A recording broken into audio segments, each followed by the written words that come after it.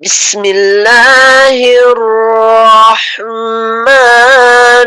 الرحيم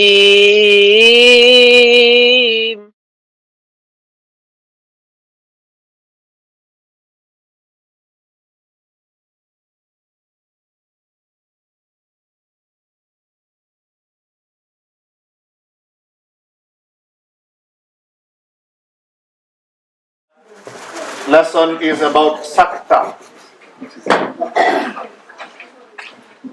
Last week we very briefly touched on Sakta, and one of the rule of our starting Surah Bara, the third rule was Sakta, and we just mentioned briefly. We're going to discuss Sakta today in details, inshallah. So Sakta means to hold the breath while stopping the sound after reciting a word in order to separate it from the next word. So after reading a word, just give a pause. However, while giving the pause, you hold your breath. You don't let the breath go, meaning you don't stop completely.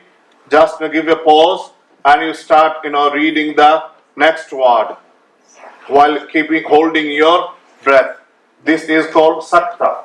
So according to some scholars, Sakta is when one holds their breath for 2 harakat. So how long the pause should be? Some scholars say it should be 2 harakat, mean 1 alif long.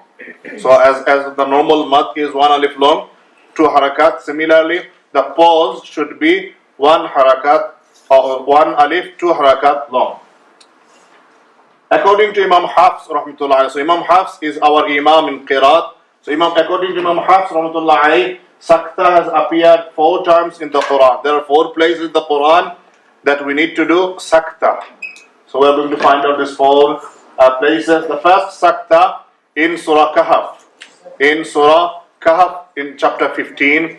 As we know, the Surah Kahf is one of the blessed surah of the Quran. All the surahs are blessed, but Surah Kahf has a special characteristics. As the Prophet ﷺ said, whoever recites Surah Kahf on a Friday, Allah subhanahu wa ta'ala will grant him a light until the next Friday. Subhanallah. Surah Kahf is a very important surah. And the first ayat in Surah Kahf, we find the ayat وَلَمْ يَجْعَلْ لَهُ عِوَجًا قَيِّمًا. So after saying عِوَجًا, you give a pause and recite قَيِّمًا. So this is where the Sakta appears. وَلَمْ يَجْعَلْ لَهُ عِوَجًا قَيِّمًا. Surah Kahf, ayat number 1. وَلَمْ يَجْعَلْ لَهُ عِوَجًا قَيِّمًا. So how do you read it? Okay, so there are this Sakta in Surah Kahf can be read in 2 ways. This Sakta above can be performed in 2 ways. There are 2 ways to perform it. One of the teacher of our teacher, Allah Fuduli rahimahullah ta'ala, his teacher from Makkah, Shaykh Ahmed Hijazi al-Makki.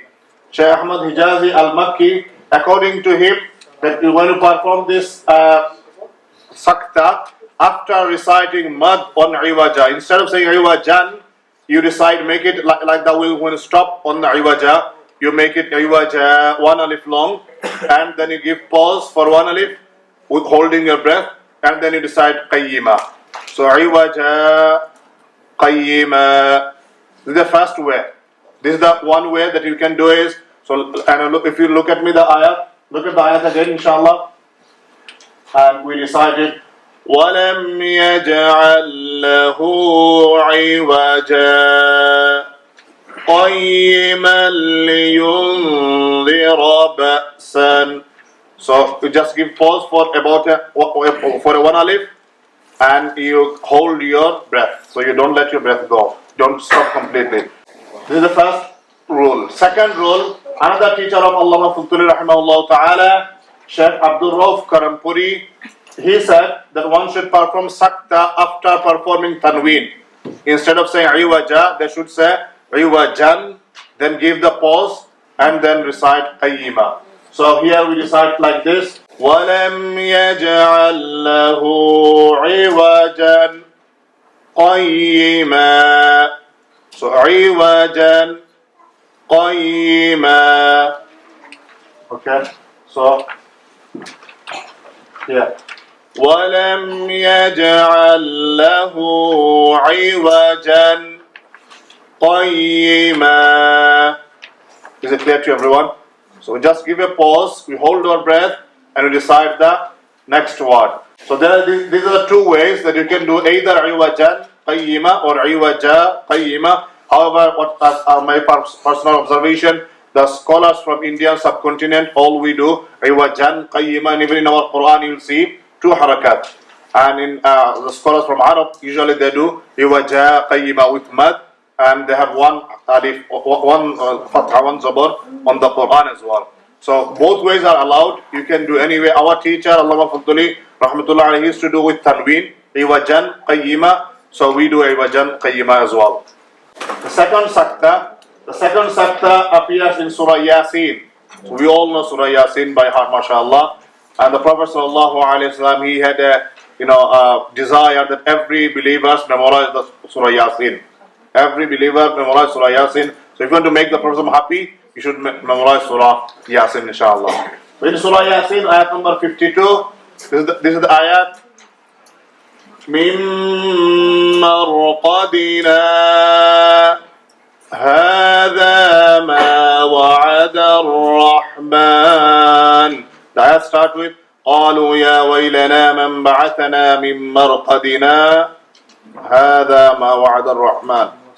One of the question may come, why do we give a pause like this? So the meaning of these two parts of the ayat is a little bit different. This is why I give a pause. For example, this is the ayat قَالُوا يَا وَيْلَنَا مَنْ بَعَثَنَا مِن مَرْقَدِنَا. When on the day of judgment people will be raised from their graves, they will ask, who broke our sleeps? Who got us rose us from our sleep? We are sleeping in the grave. Who brought us up? And it will be said in the pause. The meaning says it will be said, هَذَا مَا وَعَدَ الرَّحْمَنُ. This is the promise from the Rahman, of Allah subhanahu wa ta'ala. So first statement is something, second statement is something else. This will give a little pause. So مِن مَرْقَدِنَا هَذَا مَا وَعَدَ الرَّحْمَنُ. So third sakta is found in Surah Qiyamah, ayat number 28. وَقِيلَ مَنْ رَاقٍ وَظَنَّ أَنَّهُ الْفِرَاقُ. So after saying وَقِيلَ مَنْ, you give a pause, hold your breath, don't let the breath go, and continue with the next word. وَقِيلَ مَنْ رَاقٍ. Okay, if you carry on, the next one just should be fine. And the last sakta in Surah Mutaffifin. In Surah Mutaffifin, from chapter 30, said, كَلَّا بَلْ رَانَ عَلَى قُلُوبِهِمْ كَلَّا بَلْ رَانَ عَلَى قُلُوبِهِمْ. These are the four ayats in the Quran. It's better to memorize it. وَلَمْ يَجْعَلْ لَهُ عِوَجًا قَيِّمًا. Only few words. Then next one is مِن مَرْقَدِنَا هَذَا. Then وَقِيلَ مَنْ رَاقٍ and كَلَّا بَلْ رَانَ. Four surah: Surah Kahf, Surah Yaseen, Surah Qiyamah, Surah Mutaffifin. Kahf, Yaseen, Qiyamah, Mutaffifin. Kahf, Yaseen, Qiyamah, Mutaffifin. Can you memorize it? Imalah in the Quran. So what is Imalah? Imalah is, when we read Quran, there are three vowels, either Zabor or Zer or Pesh. So Qa, Ti or Ku. You can't say Qa in them between. Sometimes people, when they recite, they say Alhamdulillah, Rabbil Alameen. Have you heard of it? Some recite like this. However, it is not allowed. You have to say complete Zabor or complete Pesh or complete Zer. Nothing in between. So if anyone say Alameen, some people when they do was, top, they recite something like this. It is completely wrong and it is not allowed. You have to say Alhamdulillahi Rabbil Alameen. Only in one word in the Quran, that is Imalah, or recite in between Zabor and Zer, is allowed. This is called Imalah. So Imalah is to recite a vowel between Fatha and Kasra, between Zabor and Zer. So Zabor is, the word is in the Quran called Bismillahi Majreha. Bismillahi Majreha. We all know the dua for, riding a boat or any ride. Bismillahi Majreha wa Mursaha inna Rabbi la Ghafurur Rahim. Now when Nuh alayhi salam rode the boat, he recited this dua. So it's in Surah Hud, verse number 41.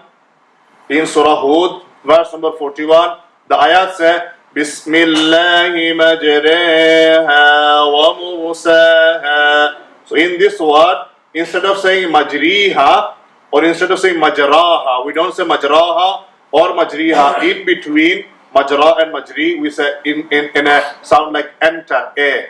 With the sound e in the word enter, so a sound. So majreha.